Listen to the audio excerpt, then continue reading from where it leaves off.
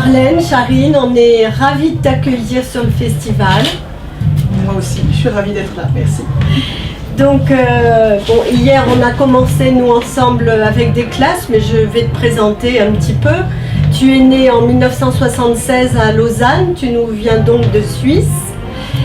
Tu as fait des études dans une filière scientifique, tout à fait. Ingénieur en chimie, mais très jeune, les mots t'ont happé, une grande lectrice. C'est ce qui t'a amené à l'écriture un peu plus tard? Certainement oui, même si au début c'était pas obligatoirement un but quand j'étais vraiment gamine, mais par la suite oui, l'envie de pouvoir moi aussi construire des histoires et puis les coucher sur le papier est quand même relativement vite arrivée. Donc tu nous disais hier que tu as commencé tes premiers vrais écrits à 19 ans? Voilà, tout à fait oui. Alors tu as fait une entrée fracassante dans le monde du polar en raflant plusieurs prix, le prix du polar roman, le prix 100% polar, le prix découverte du journal L'Alsace avec Tombent les anges en 2020. Je voudrais que tu nous dises ce que c'est la sortie de ce Tombent les anges. Tombent les anges, c'est un thriller qui a une petite note de fantastique, donc qui mêle un petit peu deux univers que j'aime beaucoup et qui a eu l'immense chance de pouvoir paraître aux éditions Calman Levy. Et c'est un premier thriller qui me tient énormément à cœur, avec des personnages que j'aime beaucoup. Et il a eu... alors la sortie est un petit peu mal tombée vu que c'était juste une semaine avant le premier confinement, donc ce côté-là était quand même un petit peu tristounet. Mais j'ai eu la chance d'avoir vraiment un accueil de la part des lecteurs, de la part de beaucoup de libraires, bibliothécaires qui m'ont beaucoup soutenu. Et voilà, ça a compensé le côté un peu triste. Sortie.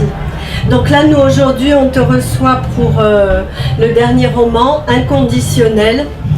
Alors, je vais en dire quelques mots. Tu concours pour le prix des lecteurs.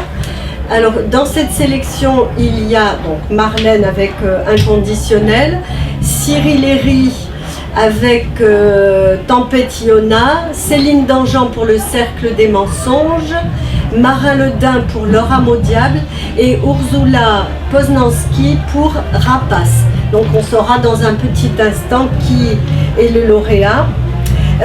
Inconditionnel, on reviendra sur le titre après. Je présente juste deux périodes dans ce roman. On démarre avec octobre 2016. C'est le tout début, la capitaine Silke Vallès est dans son bureau, elle s'apprête à partir et elle voit à travers les parois vitrées de son bureau la personne avec laquelle elle sait qu'elle a rendez-vous depuis déjà un moment. Et puis on fait un petit retour arrière, on arrive en mars 1998. Cette même capitaine vient de retrouver avec son équipe 3 fillettes d'une 8aine d'années, enlevées et séquestrées dans des conditions absolument effrayantes. Rapidement, le livre va s'intéresser aux 3 mères, au parcours de ces 3 mères qui sont aussi différentes que possible. Il y a Garance, qui est dentiste, son couple est stable, elle a une vie très bien. Il y a la maman de Samantha, Cora, qui est une jeune maman seule, qui a des moyens très précaires. Et puis Blandine, la maman de Mélie, qui est l'enfant la plus touchée, la plus blessée dans ce kidnapping, qui est entre la vie et la mort quand même. Le couple bat complètement de l'aile. Heureusement, elle a un garçon qui va l'aider. Et on va suivre ces 3 mères dans leur désir de vengeance quand même et de savoir, parce qu'on trouve assez rapidement le coupable, croit-on. Peut-être juste un mot par rapport à la genèse de ce livre. En fait, l'idée, elle m'est venue il y a assez longtemps, quand mon fils aîné a commencé l'école. On était sur le préau de l'école et puis comme quoi les auteurs de noir ont parfois de drôles idées dans des moments très très joyeux. Je regardais tous les parents qui étaient là, c'était surtout des mamans. Et et je me suis dit, mais c'est fou comme on est toutes très très différentes. Et il y avait vraiment une seule chose qui nous reliait toutes, c'était, et c'est toujours, l'amour inconditionnel qu'on porte à nos enfants. Donc ça c'était le premier clin d'œil au titre, et puis la première graine d'idée en fait. Après il s'est écoulé pas mal de temps jusqu'à ce que je l'écrive ce roman, jusqu'à ce que vraiment l'idée elle mûrisse, et puis que je sache exactement où aller. Voilà. Et il y a eu une chose très très claire dès le début de l'écriture en fait, c'était que je ne pouvais pas, en tant que maman justement, je ne pouvais pas décrire ce qui s'était passé dans la cave où on retrouve les 3 petites filles. C'était pour moi complètement impossible. Donc j'ai pris le parti de commencer par la fin en fait. Il y a beaucoup de livres, de films qui s'arrêtent au moment où on retrouve les personnes qui ont été enlevées, qui sont disparues. Moi il commence à ce moment-là, c'est vraiment, voilà. Je m'intéressais à tout ce qui allait se passer après. Particulièrement dans la psychologie des mamans qui effectivement sont toutes très différentes, donc qui vont appréhender ce drame et puis le deuil qu'elles vont devoir faire après. Finalement c'est un passage de deuil, elles vont devoir faire c'est des vies fracassées. Accepter des choses qui ne seront plus à plein de niveaux. C'est clair, leurs enfants ont été blessés à des niveaux différents, mais malgré tout elles doivent toutes passer par un processus de deuil. Donc je m'intéressais à ça et en parallèle avec cette reconstruction de ces 3 mamans,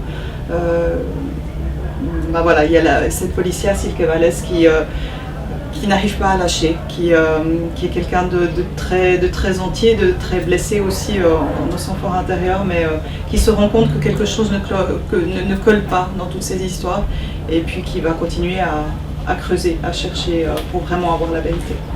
C'est ce qui rend le roman complètement addictif, parce que c'est vrai qu'on est, alors pas débarrassé, mais comme ce qui est arrivé aux enfants est rapidement évacué, on peut du coup nous aussi, en tant que lecteurs, se concentrer sur l'enquête. On est en même temps avec ces 3 mères qui ont beaucoup de courage et on les comprend. Et puis cette capitaine dont on voit, tu l'as évoqué, qu'elle a des blessures elle aussi, et c'est ce qui va motiver aussi sa quête. Hein? Et c'est vrai que le fait que ces enfants soient vite retrouvés permet de souffler. Alors concernant la couverture, les lycéens que Marlène a rencontrés hier au lycée de la Mer ont dit quelque chose de très joli. Les 4 petits Edelweiss, là, ces petites fleurs, représentaient les 3 mamans et le capitaine. Et alors moi je dirais les 3 petites filles sont là. Celle-ci, elle est à la croisée pour des raisons, dans mon avis. Et puis justement ces petites fleurs qui pourraient représenter effectivement les petites filles ou même leur maman sont posées sur un fond de givre, parce que le givre, le froid a une signification toute particulière. En fait, j'intègre dans ce livre un conte que j'ai inventé qui s'appelle le conte du marquis de Givre. Et je ne peux pas en dire beaucoup plus. Non, ça dévoilerait, ça spoilerait. Beaucoup de choses, ouais, tout à fait. Mais c'est une très très belle couverture là, vraiment. Je la trouve magnifique. Oui, nous aussi. Le livre est magnifique. Allez le lire, achetez-le. Elle le dédicacera sur le festival